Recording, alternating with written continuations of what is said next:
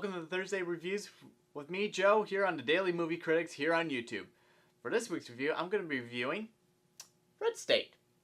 You know, the new Kevin Smith movie that is out on demand and Amazon and YouTube and pretty much everything except for the theaters.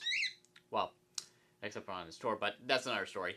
Anyway, what's going on with the review? So the movie is briefly about these three teenagers, Travis, Jared, and Billy Bob, Billy Joe, Billy something, some redneck kid. And they're seeking to get laid. And what is the first thing they try to do? They go to one of those sites where you find someone who wants to have sex with you with online, who is most likely going to be a pedophile. But instead of a pedophile, it's Sarah Cooper, played by Melissa Leo.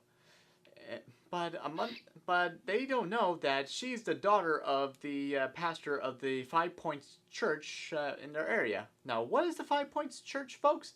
Well, basically, think of them as the Westboro Baptist Church, but as NRA members, or basically Rick Perry. Still don't know? Oh, here they are right here. Yeah, I don't like him either. Well, anyway, let's get on with the rest of the review. After they arrive to Sarah Cooper's house, well, trailer technically, they get drugged and they're kind of set as an example for their church members as people who sin.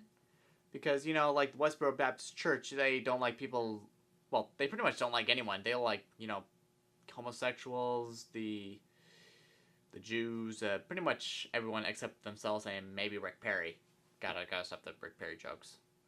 Though, granted, I don't like the guy, but whatever. Let's continue with the review. Later on, people from like the ATF and the cops are thinking, something's fishy going on with those guys. Well, technically, they've been fishy quite from the beginning, but they've been more fishier than ever. So they sent the ATF to search them so they could see nothing fishy is going on. And CZ, stop biting me, you shoey. And without spoiling anything else, they basically go out hell. It's basically the 5 Points Church versus the ATF later on, and I don't want to reveal anything else, but let's go on with some of the details here with the movie.